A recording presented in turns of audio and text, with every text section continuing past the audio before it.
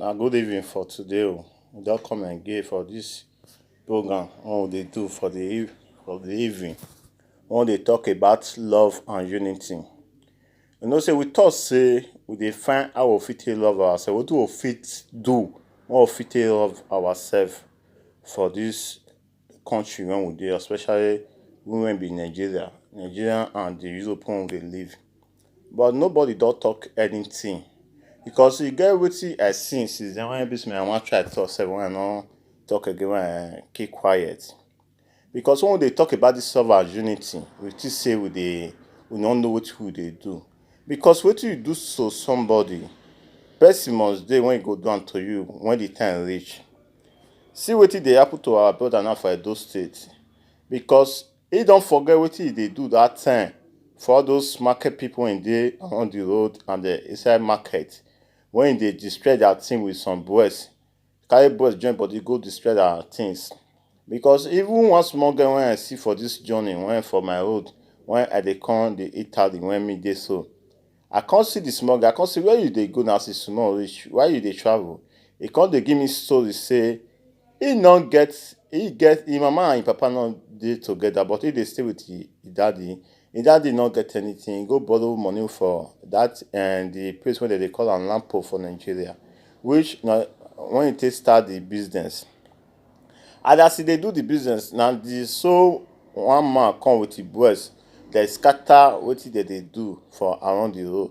This leaf and there's some goods when they sell, they scatter am for road. And from there, if father not see money to pay the Lampo people, and from there now there Lampo come they disturb if father say they want seize wetin if father take sign for the Lampo.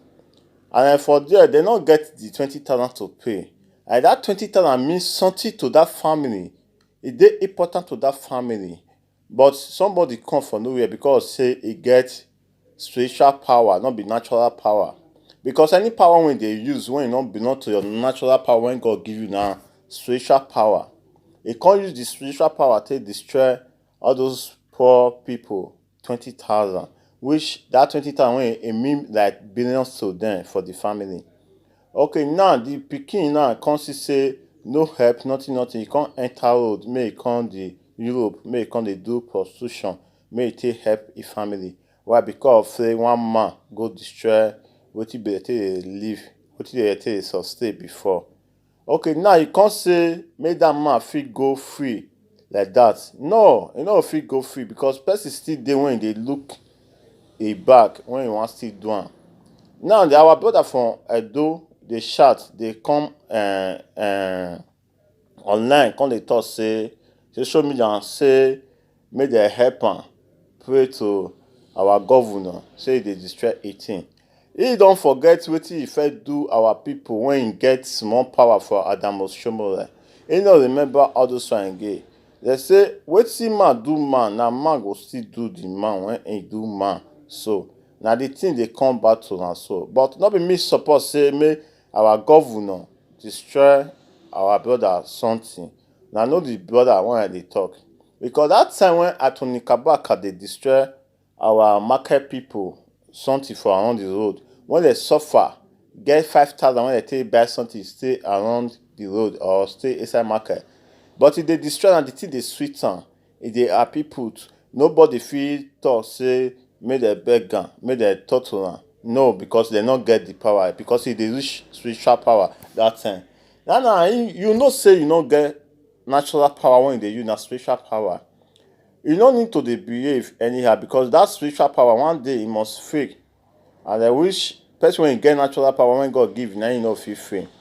You dey do people bad that time, but you don't look your back say you dey around the road. You dey destroy people when they around the road.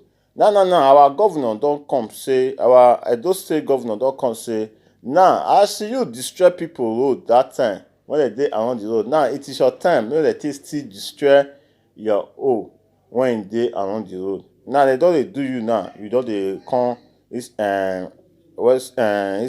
online come they compare say see wetin governor they do. My brother, may not too let am vex you, may not too let am pay you. If you too pay you, my brother, you still travel out of the country, come the Europe when we dey so the way some people when you destroy their market take travel go Europe. So when they take do Europe now they do prostitution because of your sake, because of the wetin they get when you destroy, when they not fit meet up again. My brother, make you no too vex say they dey destroy your thing, because we no support say make they still destroy your thing. But na wetin you do people pikin, na person pikin still dey do you so. Na so e reach. And our governor, when he come see that thing so, when he come dey do, when he dey destroy your thing, he know wetin he see when he make am come dey destroy your thing. Na make me I dey talk that time say make we love ourselves, make unity dey for us. You now no fight for Edo State, you dey fight for party, and na the party wey you fight for now na dem come still dey fight with you now. Na so the life just be. But if you fight for Edo State can never fight plan against you, make dem come dey fight you. As you fight for only your natural something, that is politics for you. Because if you fight for politics, another person when you fight for so, if you change the mind tomorrow because na politics, na so e be. But if you fight for your community or the Edo State as a youth president, that time you fight for the whole youth, I'm not sure that kind of thing when e dey happen so fit dey happen. Why? Because you dey fight for party that time, na make this thing dey happen so. And we fit talk say make our governor make be careful for wetin dey do, because we no support. And we fit still support say make as you dey beg make we go talk to am. We fit talk as online so we talk to am say make e no do. If you no come for im mind, if you no still hear us, because that time when they dey tell you, when they dey beg you, when our papa and mama dey beg you make you no destroy that thing, as you don make pronounce finish, your breast will destroy everything when the women labour for, which is very bad. But no be this one we get today to talk, but e just come my mind say make I talk this one, and make me I talk this one. If they fit talk to our governor, because I dey see say our governor bring paper call for make e take pay 18 million. If you no pay 18 million, they will still demolish your house when e dey live so, which he will not support the governor make e do. We dey beg the governor, if you know say you fit forgive am for everything wey e do, make you forgive am. Although wetin me I fit tell you make you do, wey you wan be our Tony Kabaka, make you pray make God forgive your sin. And all those people wey die for sea because of wetin you do them for Nigeria, when they take enter road, when they come die for desert, die for sea, when water swallow them, make you still pray make God make they hear your voice, make you tell God say make they forgive you. Because anybody when do person bad, they say who kill by gun must surely die by gun. Na so e be. As you destroy people things, take comot for house, when they come dey see problem so, some die for river, some die for desert, some die for Libya, while some still dey prison today as I dey tell you so. Na so person still come out come still dey destroy your thing. But wetin we see for there is that we will beg the governor make e no dey destroy your things again, make e forgive anything wey you do. Although wetin me I talk this one, make we get sense, we wey be youth, make we no dey fight for party, make we dey fight for we wey be Edo State youth. As you dey the position to fight for us, you go fight for us, no dey fight for the party. When party don win finish, now it is sure when they give up position finish, say they don put you for one seat. Na for you to dey talk for the youth. If you are a youth leader or you are a masses leader, na you for dey talk for the youth. See wetin concern youth, when they dey do for the youth for Edo State, not be for you to dey still dey fight for the party, dey stand for party, dey do anyhow for party. No, because that party tomorrow they fit plan against you, they no go support everything wey you dey do. Because this program no be for now, we never ready to dey talk wetin I dey talk today. How we wan fit take love ourselves for the Europe, na we first wan start. And how we fit take arrange ourselves when we see each other, we dey love ourselves, we dey laugh, dey smile. Na we wan first start before we say we wan dey talk about Nigeria first.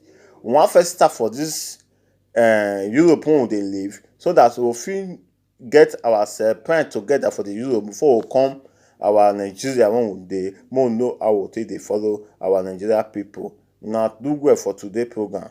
Make una follow, subscribe. We still get more things to talk for the program, and then we get more we still need una comment, una talk, make we know how we want to dey follow this talk so for this program. Una do well for today. May God bless all of una in Jesus name. Amen.